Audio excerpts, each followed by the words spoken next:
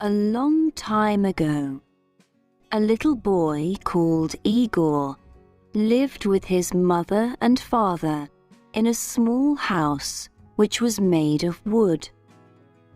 Igor's family was very poor. His father was a woodcutter, and his mother made clothes for rich people in the city. Their house was in the middle of a large forest in the north of Russia. In summer, the days were long, and the forest was alive with the sounds of birds singing to each other. Igor's father taught him the names of the different birds, and the boy soon knew all their songs. But in winter, the days were very short, and there was deep snow everywhere. The forest became quiet because the birds left to spend the winter months in warmer countries. One winter, Igor became ill. His mother made special food and drink for him, but he only got worse. The doctor from the city came to see Igor and spent some time talking with the boy and looking at him. Then he spoke to Igor's mother and father. He's very ill, but I don't know what's wrong with him.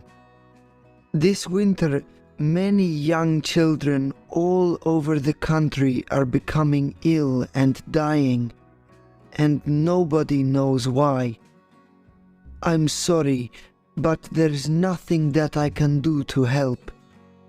Give him lots of good things to eat and make sure that he gets lots of sleep.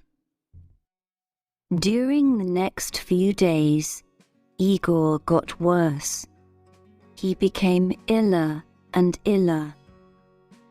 He spent all day in bed and became bored with his toys. His father brought him little things from the forest to try to make him forget that he was ill, but he was not interested in anything. His face became white, and he didn't want to eat. Sometimes at night, he had a fever, and then he dreamt that he was flying above the forest, looking at his family's little house far below him. One morning, after a very bad night, Igor woke up and found his father looking at him. "Is there anything that you want?" said his father. "Yes, there is, Father," said Igor. "I miss the songs of the birds. Could you catch a bird and put it in a cage for me? If you put the cage above my bed, I can listen to the birds singing and remember the sounds of the forest." "Of course, little Igor," said his father, smiling. "I'll bring you your bird tomorrow." But he knew that, now it was winter, there were no birds in the forest. This was the only thing that his son wanted, and he could not give it to him. "Perhaps you could make him a bird out of wood," said Igor's mother. "You could use one of those little pieces of wood that we usually burn on the fire." It was a cold, snowy day, and the forest trees were hard to cut. But all day, while he was working, Igor's father thought about how to make his son a bird out of wood. "Of course, it'll never sing," he said to himself. "but perhaps if it's very beautiful." Little Igor will like it just the same. After dinner that night, he started making the bird. The first few times that he tried were no good.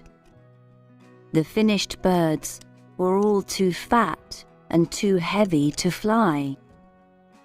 He put them one by one on the fire and held his head in his hands. It was now the middle of the night, and outside more snow was falling. Then he suddenly said to himself, I know. The bird needs to be just 2 pieces of wood. If I cut the wood carefully, the bird can have real feathers. First, he took a piece of wood for the head, body, and tail.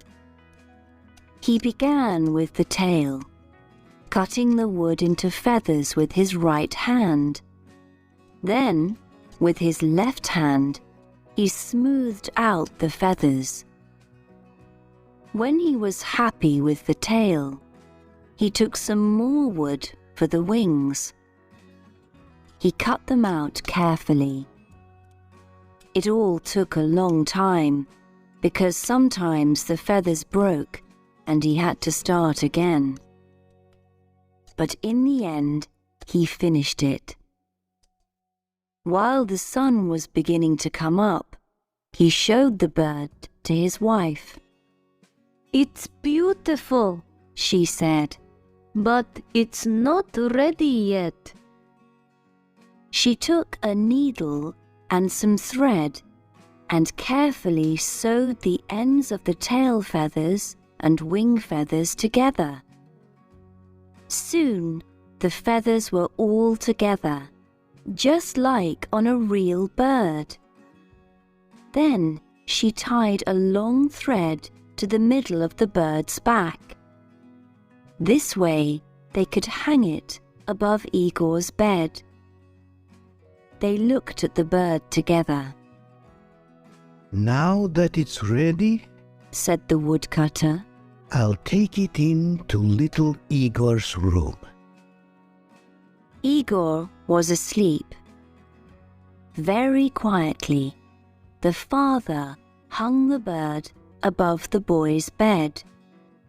He stood back and looked at it. The bird turned slowly on its thread. The woodcutter went happily to his bed to rest after his long night's work. Later that morning, he went back into Igor's room. The bird was turning slowly above Igor's head. His son was watching the bird carefully. There was a light in his eyes for the first time in many weeks. It's beautiful, Father, Said Igor. thank you. But I've never seen a bird like it before in the forest. What's it called? That's a good question. I'll find out and tell you later. The next morning, when the woodcutter went into his son's room, he found the boy sitting up in bed, trying to touch the bird. The last time that Igor sat up in bed was many weeks ago. He thought. So, what's it called, Father? The boy asked. I'm still not sure. His father replied.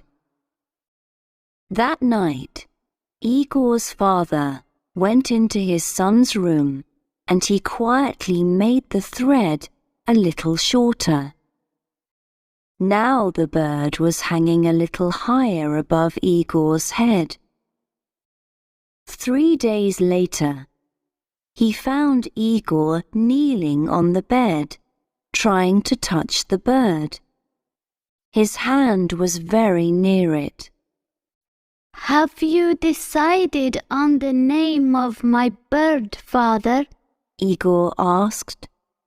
Not yet, my son. I'll tell you later. His father replied.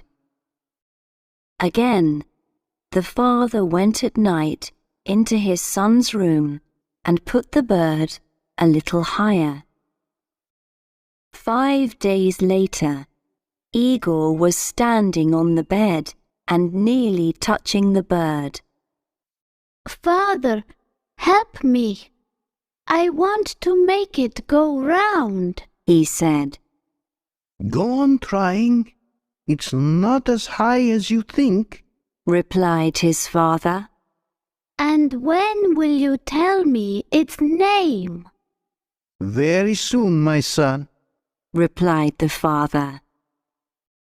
7 days later, Igor's father was cutting wood when he heard strange sounds coming from the house. He ran quickly to his son's bedroom. Igor was jumping up and down on his bed, laughing. Above his head, the bird was going round very fast. Look, father! I touched the bird! shouted Igor happily. Now, please tell me, what's its name? it's called the bird of happiness, his father replied. And his mother, standing at the door, smiled to see her young son so full of life once more.